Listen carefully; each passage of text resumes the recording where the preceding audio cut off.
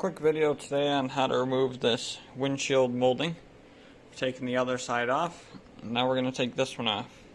So down here at the bottom, this rubbery flexible piece is put in here. You can pull it back or you can leave it. It'll end up popping out soon. There's another clip right here. It is right in the middle of the end and this joint right there.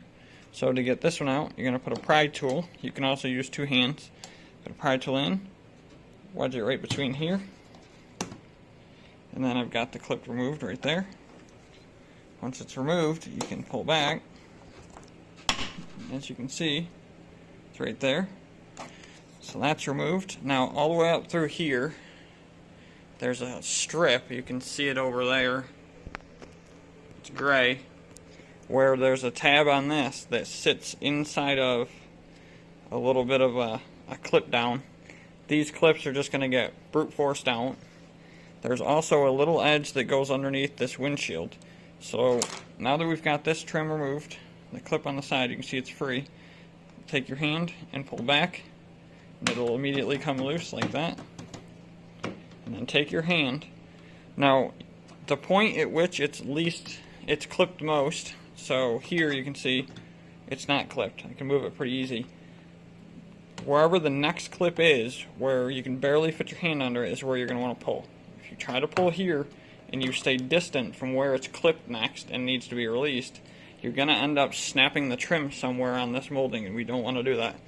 So what I'm going to do, as you can see it's pocketed, just pull that back like that, and then run your hand right under here, see there, and pull. It pulls slightly 45 towards the door. And again, as far up as I can go.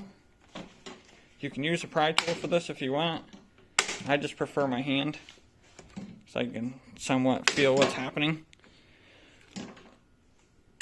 Some of these are rather decent.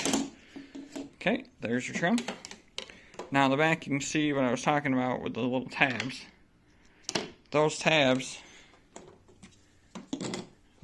go inside of this little gray strip right here, and they tuck in. Now on the bottom, as I had mentioned, you can see there's a little hook. That hook goes underneath the windshield, and then there's another little hook on this back side right there. That goes underneath the trim. So when you go to put this on, what you're going to want to do is line up your top first, and you'll feel it kind of fit in nice and flush. Don't push it down yet, and then work your way down. Get it kind of flush. Then once you get to here, push this down right here.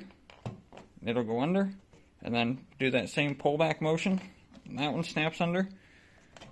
Snap that back in, and then just take your hand and it clips right back in, no problem. It's the exact same thing on the other side.